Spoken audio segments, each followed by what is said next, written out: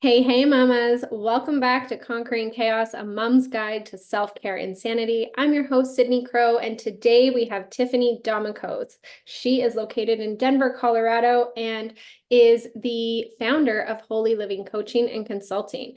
She helps parents build joy, connection, and healing through one-on-one parent and life coaching, online courses, and social media content. She's a mama, wife, friend, therapist, and change strategist who has coached and supported hundreds of individuals, families, and couples through changing patterns in their thinking, in their emotions, and in their behavior around work, marriage, and parenting relationships. She uses trauma-informed and body-based practices for healing and self-compassion. Welcome, Tiffani. Thank you so much for having me, Sydney. I'm excited to get to know you and have my listeners hear more from you. So, you said that you went through a profound personal journey from feeling completely out of control to being able to hone in on what your needs and the needs of your daughter were. Do you want to share with the listeners a little bit about that personal journey that led you to where you are today?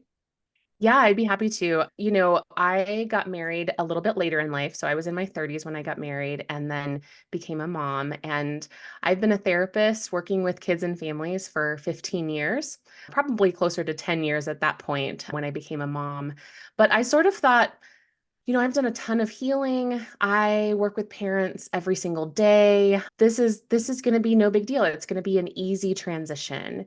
And what I found was that I still had some blind spots that I was not aware of. And so I had this moment with my daughter when she was 18 months and we do a lot of redirection in our house that seems to work better for her, but I had said no to her and she laughed and I was deeply triggered and I found myself doing the kind of rage monster thing, like getting really big and angry in the face of this little teeny tiny child that has no power or control over me. And it was like this bright light in my face of, wow, I have some healing to do. I have some more work to be done. And being a therapist, working with families, it is very different being in my own body with my own story, with my own triggers, and living those out on a day to day basis and not having an office door to close at the end of the day and kind of shake it all off, right? Parenthood, motherhood is 24/7, it is constant. And so I was met with the reality that I have not been trained or equipped to deal with triggers 24/7 and I need to do some more work and I'm guessing that there are other people out there who also need some help doing some more work in this motherhood journey.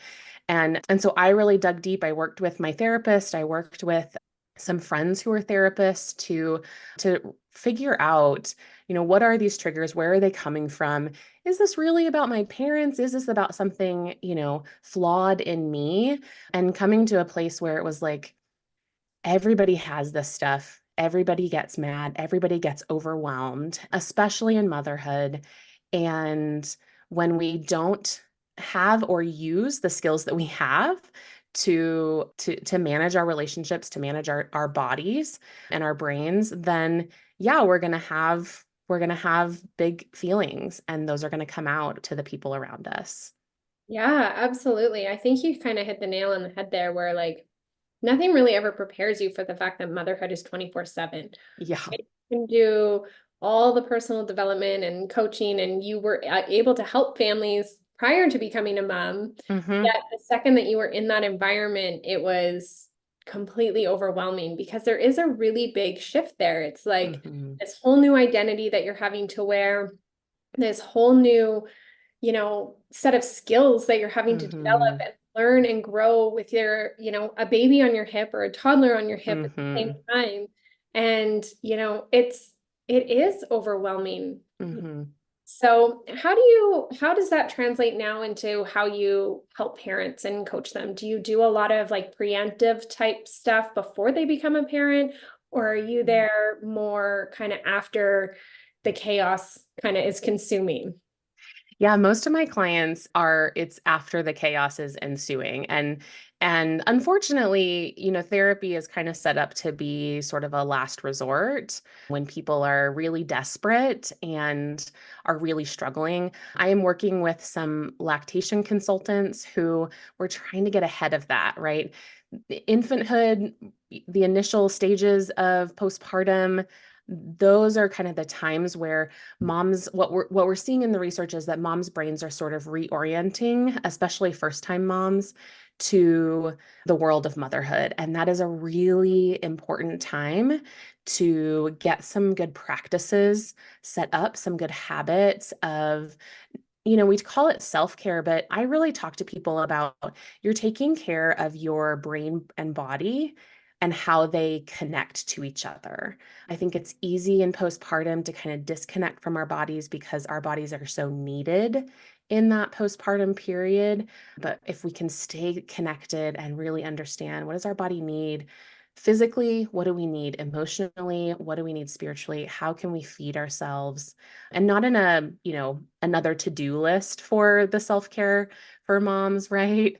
But in a very like supportive rhythm of life, and asking for help, getting support from your partner when you need 10 minutes to take a shower, right? Some of those kinds of things. So I love working with all kinds of parents and have families that have infants up through high school.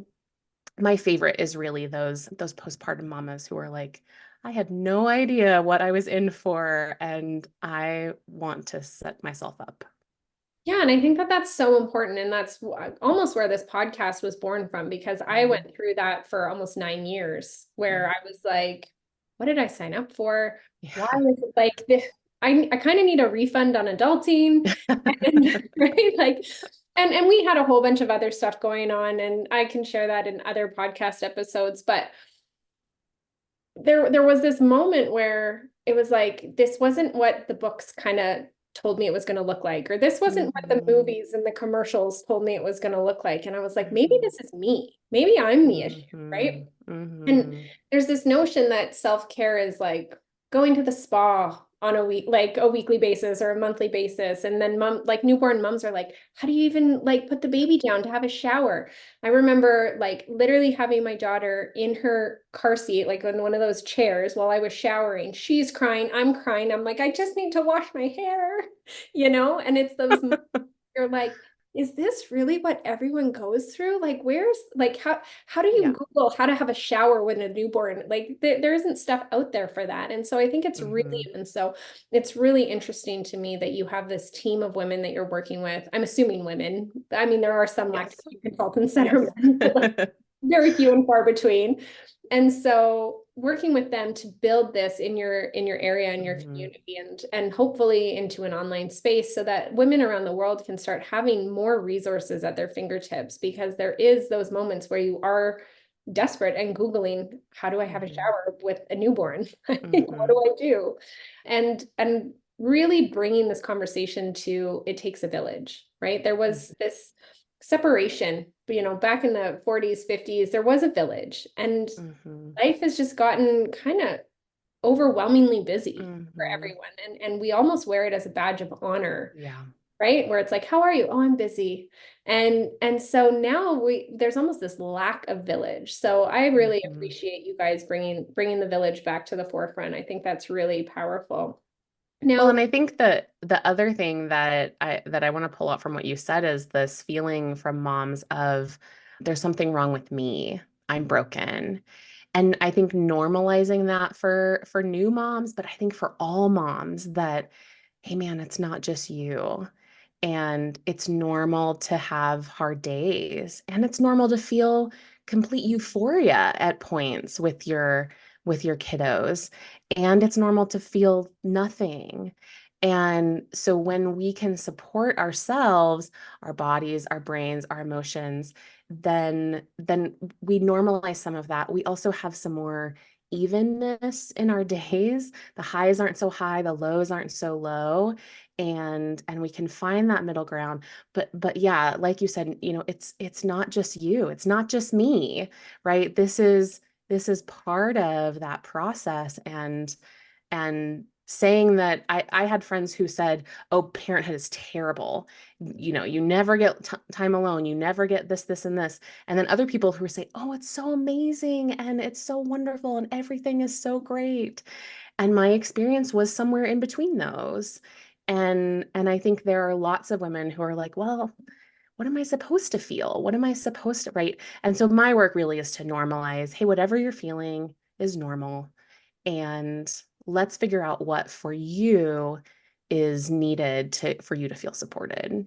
Yeah, and I think again, that's every single journey is different, right? And every mom, if you have multiple kids, those journeys are going to be different, Totally. right? Totally. I had a relatively, I mean, outside of some health stuff, but my first daughter was really great. And then when my second one came, that's when my older one started to have behavioral stuff. And I was like, where Yep. is all of this coming from? What is Yeah. happening? And so it can be those like really high highs and really low lows. And I went through all of the emotions that you went through in there, and sometimes that rage monster came out, and I was, Yep. yeah, it's definitely challenging. And so Hmm. normalizing what moms go through on Hmm. all spectrums of the journey is Totally.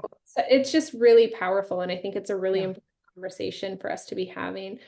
Now, you mentioned that you coach with parents and you have a special method that you call the SOAR method. Can you walk us through a little bit of that? Because I love the name. Yeah. So this was a method that I sort of developed, created, I don't know what you want to call it, but I started seeing patterns in the families that I was working with and the things that I was working with them on. And it seemed like I was kind of doing these four things, teaching these four sets of skills to pretty much anybody who was coming through my doors. And so I was like, well, let's put this into a model that is easy to remember. People can access it really easily. And so the S stands for Soothe. And this comes from the work of Dan Siegel and his colleagues with folks needing to feel safe, seen, and soothed in order to have security.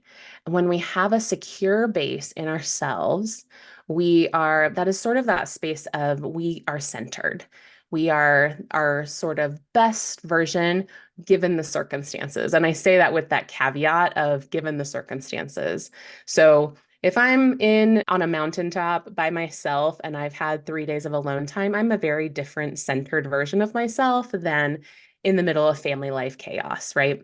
But it's teaching the skills of feeling safe, seen, and soothed within ourselves and for ourselves so that then we can show up for ourselves, but also for the other people that we are sort of required and requiring ourselves to support.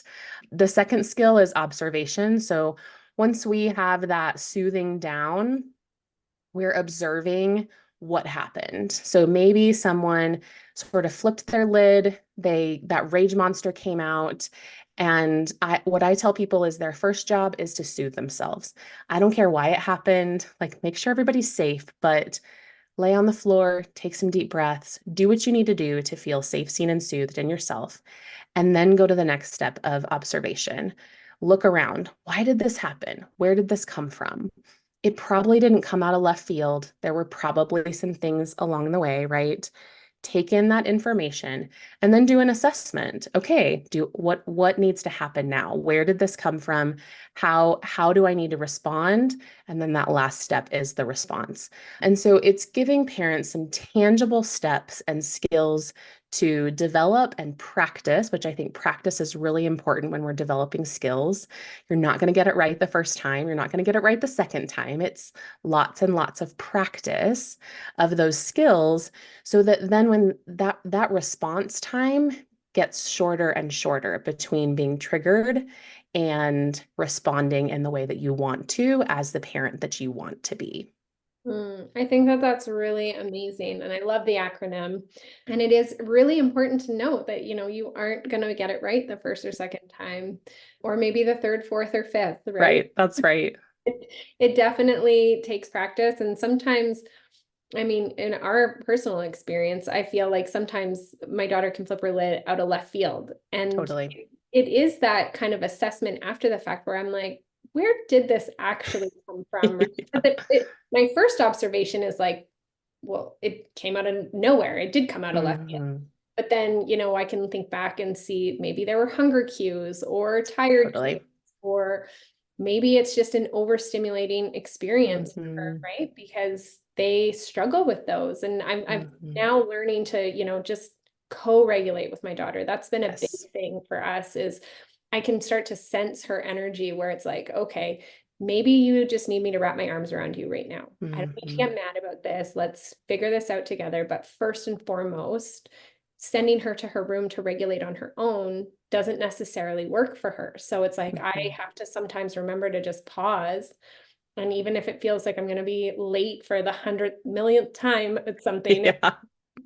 this is more important, where I can Yeah. just pause for 30 seconds usually, and help her just kind of Mhm. catch her breath. So I Yeah. think, yeah, that method is really amazing.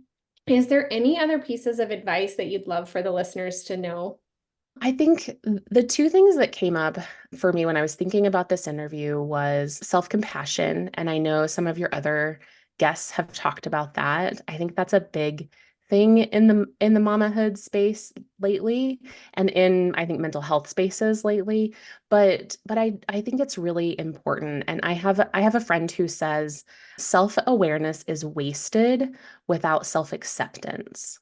Oh, And I love that because I think as moms, as women, it's really easy for us. We're taught really early to pick ourselves apart, to find all the things that we need to improve on, that we need to get better on. And if we can do an objective assessment of, gosh, I need some new skills, and it's okay. I'm okay where I'm at and with the story that I have, and I am the parent that my kid or kids need, just as I am today. That is a, I think, huge step in a right direction of, yeah, just good parenting and having a getting to the end of our, I think a lot about getting to the end of our motherhood journey and what that's going to feel like. And I don't want to have any regrets. And I know the moms that I work with don't want to have any regrets, right? And that's why they're doing all of this work. But we also don't want to pass the time trying to improve ourselves to where we miss out on being present and being okay in the present.